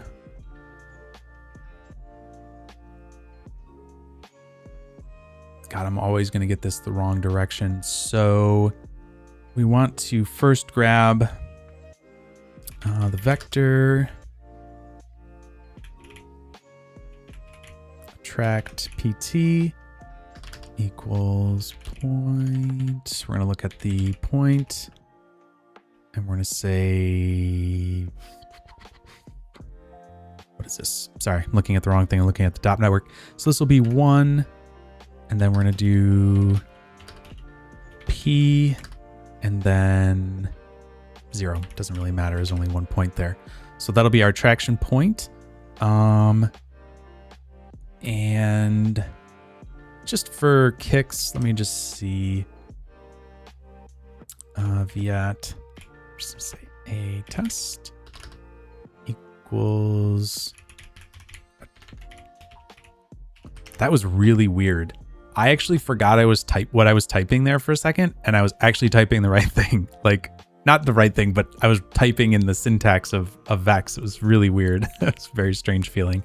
It's nice to know, like, that you sometimes you actually know a little bit about something.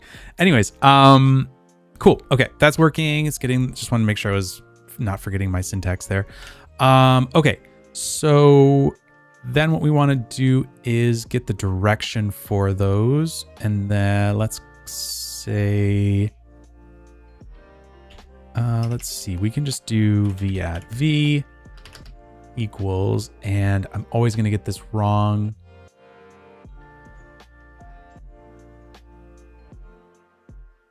Is it v at p minus attract pt? I'm sure I'll always get this wrong, so let's see. Yep, of course I got it wrong. You can just swap that. Always get the operation order wrong, but that's okay. Yep, they're all pointing in that direction. And I think I'm going to want to normalize that, actually. I think that'll be better. Because I don't want them to be going crazy fast when they're far away.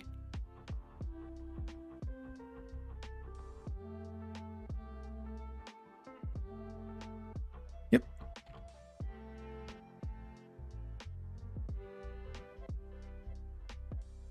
And actually now, like someone was saying there, I don't actually need to animate this. That's fine. So I can just delete this channel, just leave this at like 0.1 just to kind of keep pulling them in that general direction, right? But what I could do now is, let's see here.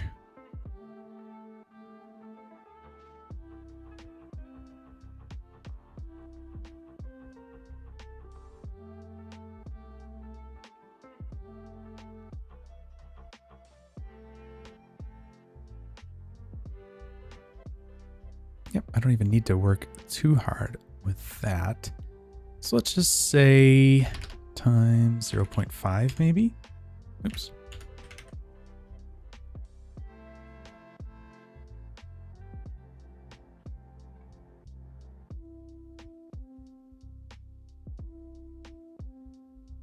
Okay, so we got that. That's looking kind of nice. Let's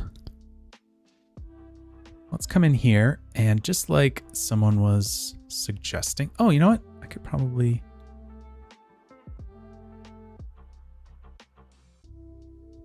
Let's just ignore that. That's fine.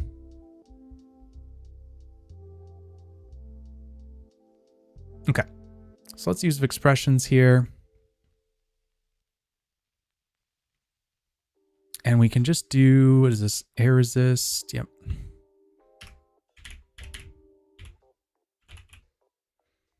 Somebody wrote it already, I think. Where did they write it? Yep. Air resist times equals random add ID.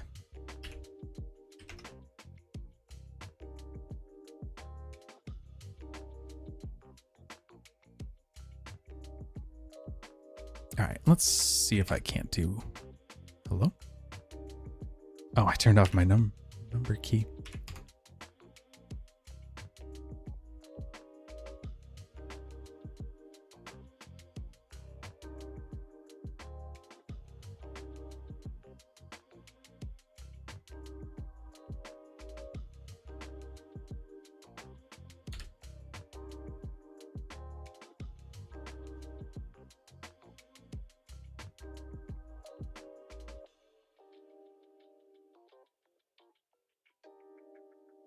Oh, right. That didn't reset this, did it?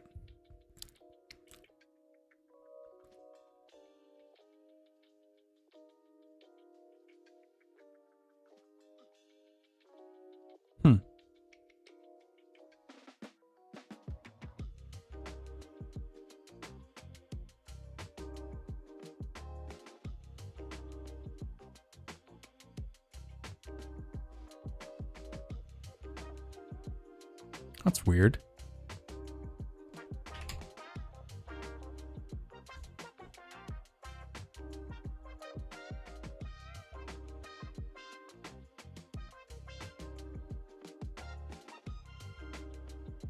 And cops, that's a pretty good idea too with a swirl node. I'm not sure what you mean by that, Alfredo. But a swirl sounds fun. Why is this? Yes, I did do different mass on them.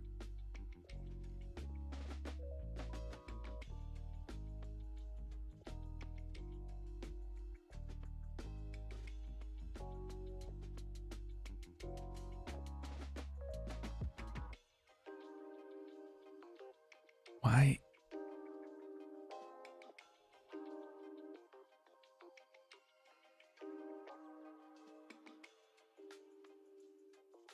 I must be doing something just dumb here. So if anyone sees what I'm doing dumb, feel free to let me know.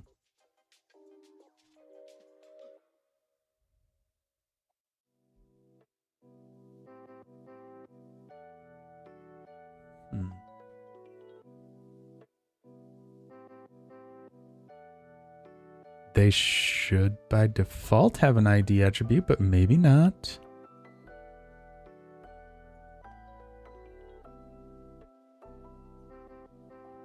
Guess not. I, for some reason, thought they always had an ID by default.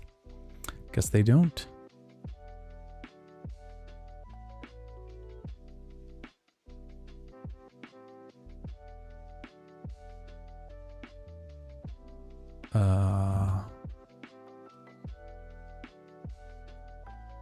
They must only have an ID when they... Oops. They must only have an ID when they're born. When you have like a emitter. That must be what I'm thinking of. Do we have ID? Those are primitives. I needed points. There we go.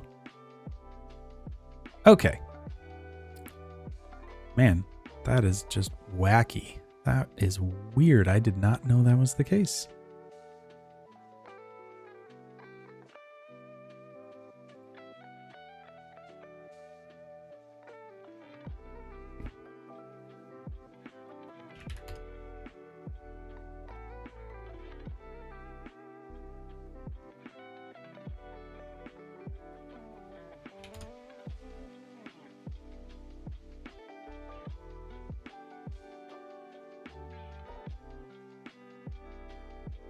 All right, let's do this. Let's change this thing here. We don't need to reduce that. That's fine. In fact, we might want it to go a little faster at the beginning, but we'll see.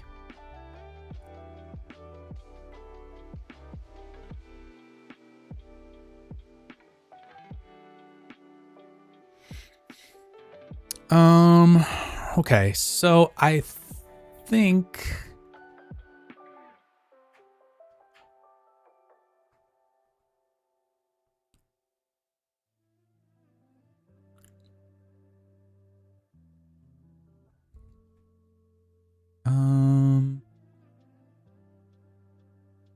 I'm going to try something here.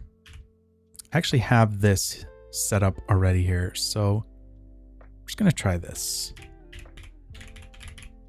It's going to give me a little bit more control over this, like the high and low values of it.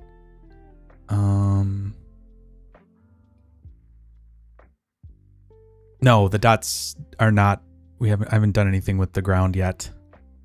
But we'll get there. We will get there.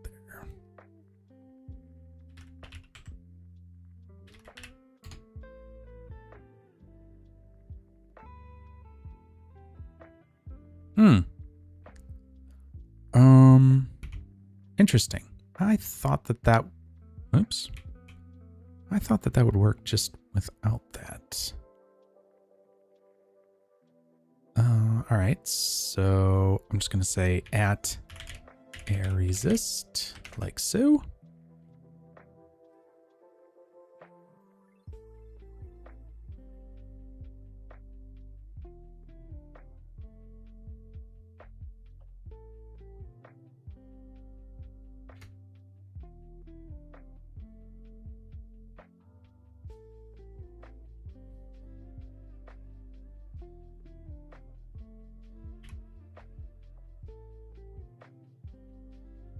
I guess I could just name it something different.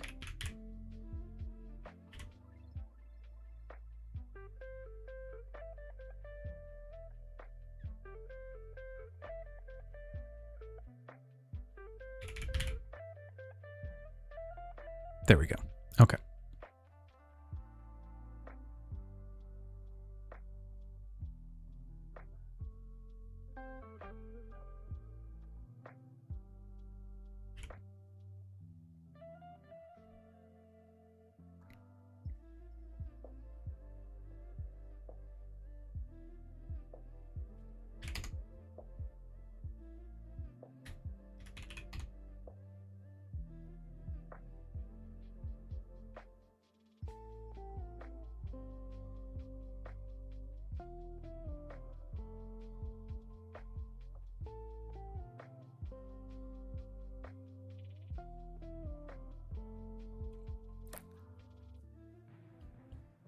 All right, there we go. And the last thing that we're going to do is, at least with that, is we are going to do...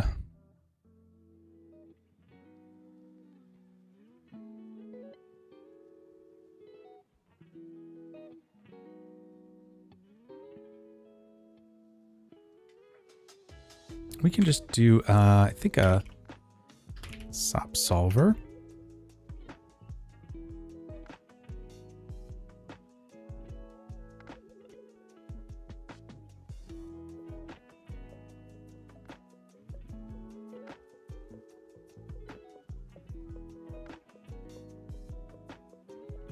And this is our dot geometry.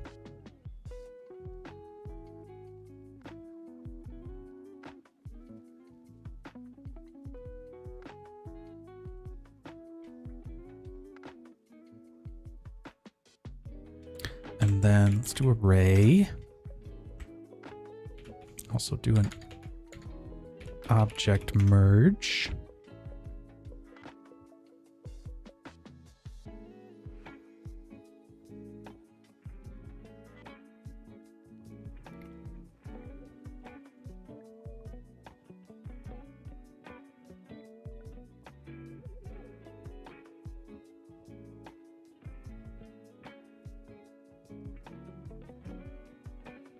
We should be able to do here is do vector. I'm going to delete that and just say 1. And I'm going to say bidirectional. And this should keep those points flowing along that.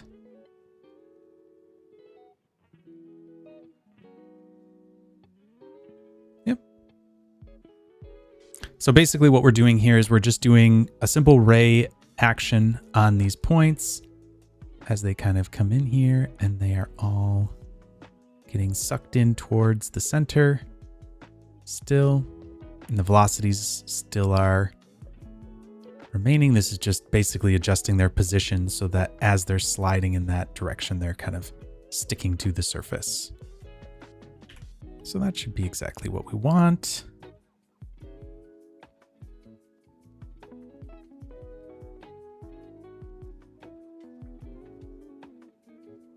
All right, let's just see what this looks like here.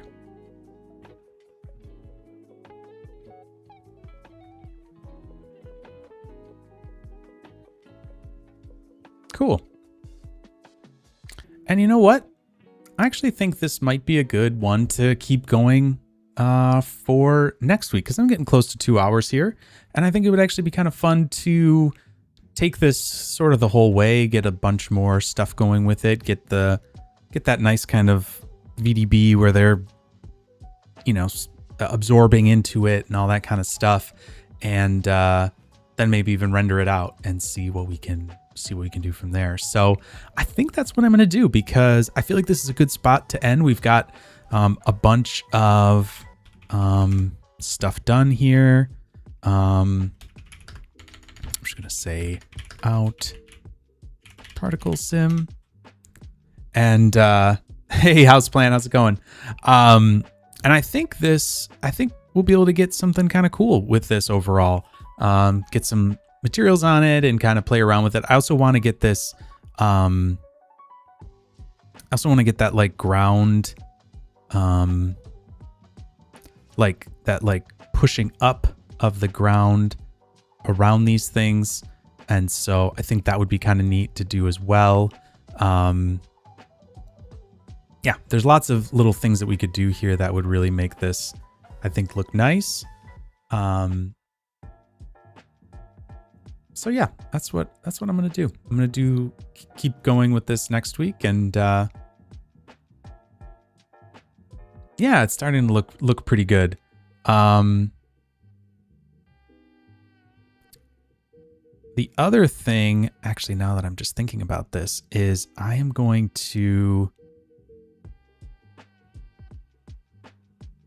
I'm going to say this times equals drag.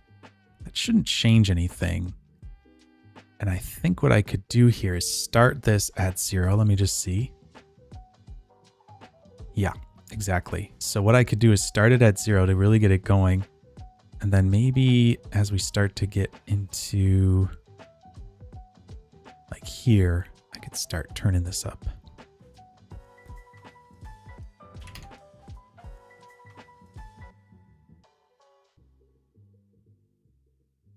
Or something like that. Let's see.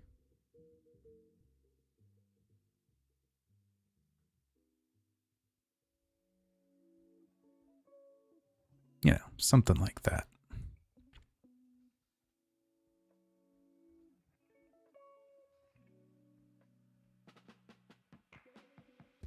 And I'm just going to do this, make it linear.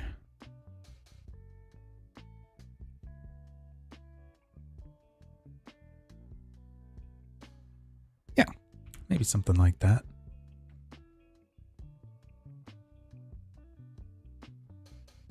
I don't know. We'll play around with it a little bit more maybe next week, unless I can't stop doing this right now, which looks like I can't.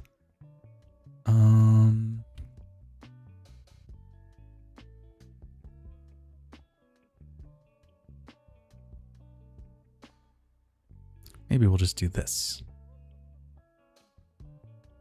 Yeah, cool. Okay, there we go. We're gonna stop there. This file will be available online. Again, you can go to houdinihangout.com, get a invite to the Discord server, and then you can go onto the Discord server, and there's a channel called Houdini HH stream files or something like that, and you can get a link in there to all of the HIP files from all of the streams that I've done. Go in and grab those. They're on a Google Drive link in there. And so yeah, that's a great reason to join the Discord server if you're interested. I'll load this up on there in a few minutes. And if you want to play around with it or do whatever, you're more than welcome to. I'm always curious. I always kind of wonder if people would ever play around with stuff and get similar things. So if you do, you feel free to drop that in the Discord as well. I'm always curious to see what people are doing with this information or whatever that we're all kind of putting out there. But yeah, other than that, I think we'll call it an evening here. So yeah, thanks everybody for joining. It was super nice to have you all here and chatting and talking in the chat. And yeah, like I said, next week I should be streaming. Let me make sure I'm not making a liar out of myself already. Yes, I will be streaming. Yeah, we'll see you then, and we'll get this thing kind of buttoned up. And yeah, thanks everybody for joining. Thank you for all the suggestions and thoughts and steering me back when I try to make things too complicated. I always appreciate that. So for now, we will say goodbye and thanks for joining. And I'll see you guys all next week. Have a great one. And yeah, talk to you soon. Bye, everybody.